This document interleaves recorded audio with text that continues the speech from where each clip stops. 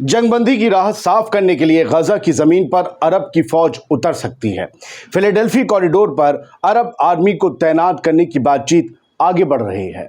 संयुक्त अरब अमीरात यानी कि यूएई ने कई ममालिक के साथ इस मुद्दे पर बातचीत की है।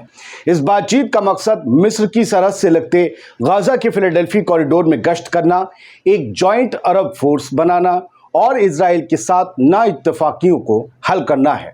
आजाद बोल इंडिया में आपका खैर मकदम है। आपको ये पूरी खबर मैं दिखाने जा रहा हूं इस वीडियो में, वो भी डिटेल्स के साथ। सबसे पहले आपको फिलाडेल्फी कॉरिडोर की पूरी हिस्ट्री भी बताऊंगा, लिहाजा इस वीडियो को आखिर तक जरूर देखिएगा, क्योंकि आपका दोस्त आदिल खान आजाद आज आपको बहुत अहम बातें बताने जा रहा है।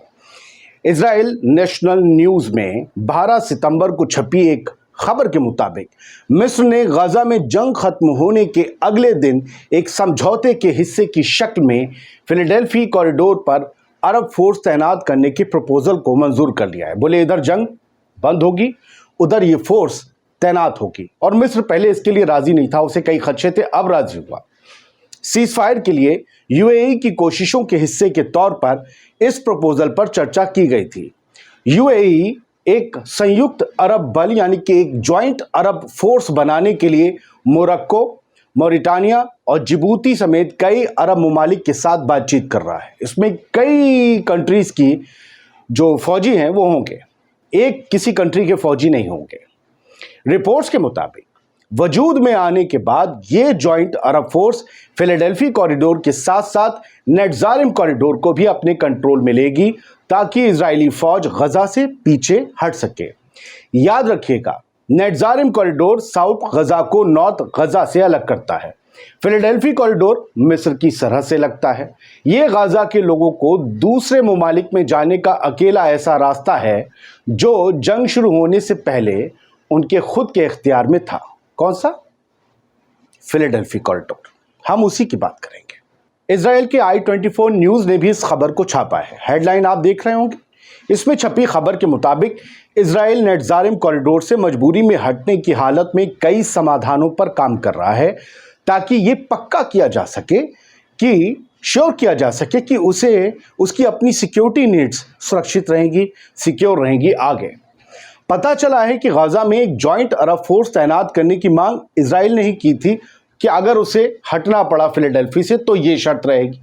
इसे इजराइल की सुपरविजन और कंट्रोल की मांगों को पूरा करने के साथ साथ इलाके की संवेदनशीलता के लिए एक समाधान, एक सॉल्यूशन के तरीके के तौर पर देखा जा रहा है। इधर मिस्र ने इस मामले में खुद को बुरा बनने से बचा लिया है, बहुत स्मार्टली। मिस्र ने इलाके में गजा की फोर्सेस की मूवमेंट्स पर निगरानी के लिए बाहरी सुपरवाइजर्स को रखने को तरजीह दी है बनिस्बत खुद खड़े होने के। मिस्र का ये पैतरा गजा के मामलों में खुद को बहुत गहराई से शामिल होने से बचने की कोशिश को दिखाता है। लेकिन क्या हमास एक अरब फोर्स के लिए तैयार हो जाएगा अपनी जमीन पर? पता ये चला है कि हमास सीज फायर के लिए बिल्कुल तैयार है, हेडलाइंस भी आई, लेकिन वही पुरानी शर्तों पर, नई कोई शर्त नहीं। अब आते हैं उस सवाल पर, असल सवाल पर, कि आखिरकार फिलाडेल्फी एक्सिस या फिलाडेल्फी कॉरिडोर है क्या? तो जरा ध्यान से सुनिएगा ब्रादरान, आप एक काम की चीज को समझने जा रहे हैं, लिहाजा फिर गुजारिश है ध्यान से सुनिएगा। फिलाडेल्फिया एक्सिस या फिलाडेल्फी एक्सिस या फिलाडेल्फी कॉरिडोर मिस्र और इस पूरे रीजन के सभी ममालिक के लिए एक रेड लाइन है।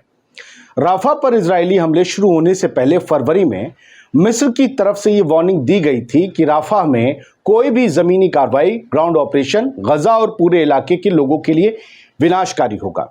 लेकिन न सिर्फ राफा पर हमले हुए, बहुत भयंकर हमले हुए और इजराइल ने फिलाडेल्फी कॉरिडोर भी कब्जा लिया। फिलहाल हम उसकी डिटेल्स में नहीं जाएंगे, सब आप जानते हैं। फिलाडेल्फिया एक्सिस, जिसे सलाह अल दीन एक्सिस के नाम से भी जाना जाता है, ये मिस्र और गजा के बीच बनी सरहद पर खिंची जमीन की एक पतली सी पट्टी है। फिलाडेल्फिया कॉरिडोर नॉर्थ में भूमध्य सागर से लेकर साउथ मेडिटेरेनियन सी से लेकर साउथ में इजराइल की कैरेम शालोम क्रॉसिंग तक लगभग 14 किलोमीटर तक फैला हुआ है। ये कॉरिडोर 100 मीटर चौड़ा, 14 मीटर लंबा गलियारा। फिलाडेल्फिया कॉरिडोर, जिसे फिलाडेल्फिया रूट के नाम से भी जाना जाता है, ये 14 किलोमीटर लंबी पट्टी है और मिस्र के बॉर्डर के बीच है, मिस्र और गाजा के बॉर्डर के बीच। इसे मिस्र के साथ 1979 की शांति संधि के तौर पर इजरायली आर्म्ड फोर्सेस के जरिए कंट्रोल और गश्त वाले बफर जोन के तौर पर बनाया गया था। इसके बनने का मकसद फिलिस्तीनियों के हाथों में हथियारों और बाकी सामान को पहुंचने से रोकना था। 2005 में पूरा खेल बदल गया। 2005 में क्या हुआ था? इंटरनेशनल प्रेशर में इजराइल गाजा पट्टी से पीछे हट गया, वापस चली गई फौज।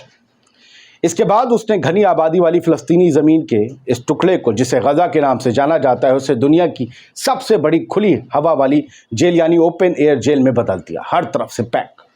इसके बाद मिस्र इस कॉरिडोर को कंट्रोल करने वाला अहम प्लेयर बन गया।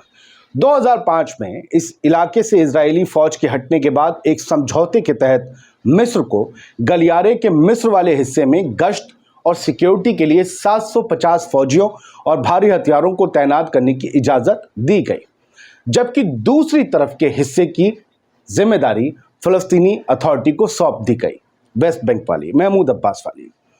गजा से इजराइल की वापसी के लगभग 2 साल बाद गजा पट्टी पर हमास का पूरा कंट्रोल हो गया और चीज़ें बदल गई, क्योंकि पैलेस्टीनियन अथॉरिटी भी वेस्ट बैंक तक महदूद रह गई। अब गजा हमास के पास था।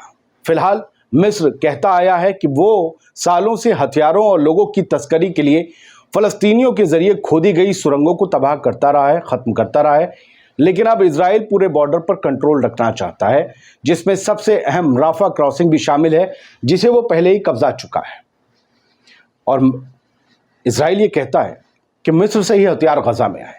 सवाल फिर वही है कि अगर अरब ममालिक की एक जॉइंट फोर्स गजा में तैनात हो भी गई, तो क्या बेंजामिन नेतन्याहू और उसके कट्टरपंथी इजरायली मिनिस्टर बेन गुविर जैसे वो फिलाडेल्फी कॉरिडोर को छोड़ने और सीज फायर करने के लिए राजी हो जाएंगे? फिलाडेल्फी कॉरिडोर की मौजूदा हालत को समझना है तो इस फोटो को आप फुल फ्रेम देखिए, और ये बताते हैं कि इस फोटो के जरिए पता चलता है कि फिलाडेल्फिया कॉरिडोर को और चौड़ा कर रहा है इजराइल। और ये सड़क 26 अगस्त से लेकर 1 सितंबर, 3 सितंबर और 5 सितंबर में आप बढ़ती हुई देखेंगे। ये लाल लकीर वो सड़क है जिसे चौड़ा कर रहा है इजराइल।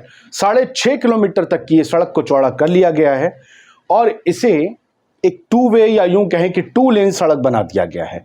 पहले ये एक पतली सी पगडंडी होती थी। फिलाडेल्फी कॉरिडोर छोटा सा गलियारा था, पतला सा, 14 किलोमीटर लंबा, लेकिन अब इस पर हैवी आर्मर्ड व्हीकल्स घुमाने के लिए, चलाने के लिए इजराइल इसे चौड़ा कर रहा है, जिससे इस पूरे इलाके में खतरा लगातार बढ़ रहा है। उधर हमास ने कहा है न्यू अरब के मुताबिक कि हमास इमीडिएटली राजी है तमाम गाजा सीज फायर की वो शर्तें जो पहले उसे कबूल थी उस पर, और वो चाहता है कि इम्प्लीमेंटेशन हो जाए गजा में सीज फायर का। लेकिन उसने कहा है कि कोई भी नई शर्त, चाहे वो किसी भी फरीक की तरफ से आई हो, वो मंजूर नहीं होगी। जो जुलाई में तय हुआ था, हम उस पर कायम हैं। फिलाडेल्फिया कॉरिडोर, सबसे बड़ा फैसला इसका इजराइल को लेना है। क्या वो अपनी फौज पीछे हटाएगा? अगर पीछे हटाता है, और मिस्र ने जो एक दांव चला है कि यहाँ से इजराइल जाए, क्योंकि वो अंदरूनी तौर पर है तो दुश्मन ही उनका, उनकी ज़मीनें कब्जाने का पूरा नक्शा इजराइल के पास है, तो क्या इजराइल वापस जाएगा? और अरब को अपनी नाक बचाने को मिलेगी कि देखिए, अगर हम फोर्स लेकर ना आते हैं तो इजराइल कभी भी फिलाडेल्फिया कॉरिडोर से ना जाता और गजा पर हमेशा एक हमले की सूरत बनी रहती, उसे कब्जाने की सूरत बनी रहती। क्या अरब ममालिक और मिस्र और कतर ने, मिस्र को याद रखिएगा, मिस्र सीज फायर के नेगोशिएटर में से एक है, तो क्या इन सब ने मिलकर बैठक करके इजराइल को पीछे थोड़ा धकेलने की कोशिश की? और क्या नेतन्याहू वाकई पीछे चला जाएगा? क्योंकि अगर यहाँ से आईडीएफ गई तो एक बात तो तय है, बार बार 3 महीने से एक आदमी चिल्ला रहा हो फिलाडेल्फी कॉरिडोर नहीं छोड़ेंगे, नहीं छोड़ेंगे, उसकी बेइज्जती तो होगी। क्या प्रेशर में है नेतन्याहू? आप बताएंगे। और आज का एपिसोड कैसा लगा, फुल डिटेल और रिसर्च के साथ ज़रूर बताइएगा। बहुत बहुत शुक्रिया, बहुत बहुत शुक्रिया।